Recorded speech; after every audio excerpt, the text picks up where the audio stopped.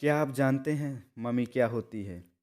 जानते तो होंगे, परंतु क्या यह भी जानते हैं यह कैसे बनाई जाती थी और क्यों बनाई जाती थी? नहीं जानते तो आइए जानने की कोशिश करते हैं।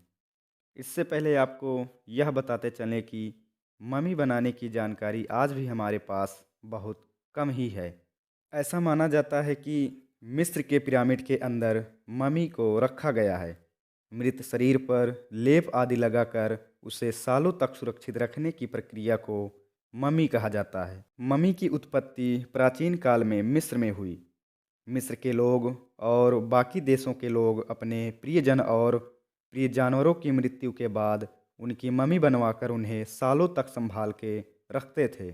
मिस्र में 1 मिलियन से भी ज़्यादा मम्मी पाई गई हैं। इसके अलावा पूरे देश में आज भी मानव और जानवरों की मम्मी पाई जाती हैं।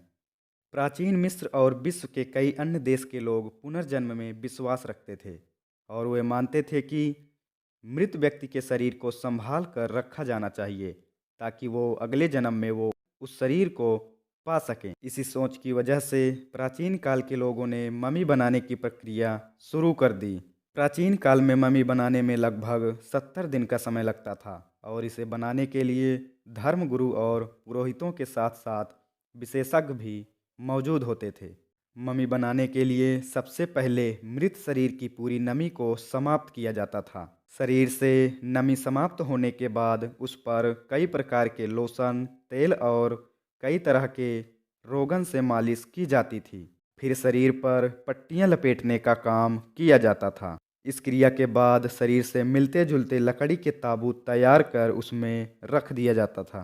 बुधवार को जर्मन विशेषज्ञ के प्रकाशित शोध में बताया गया कि मिस्र में जिस स्थान पर मम्मी बनाई जाती थी वहां से मिले बीकर और कटोरे से पता चलता है कि मम्मी बनाने की सामग्री एशिया से भी लाई जाती थी, क्योंकि इन बर्तनों के साक्ष्य काहिरा के पास सक्कारा में 2016 में 42 फुट गहरे कुएं में भी मिले थे।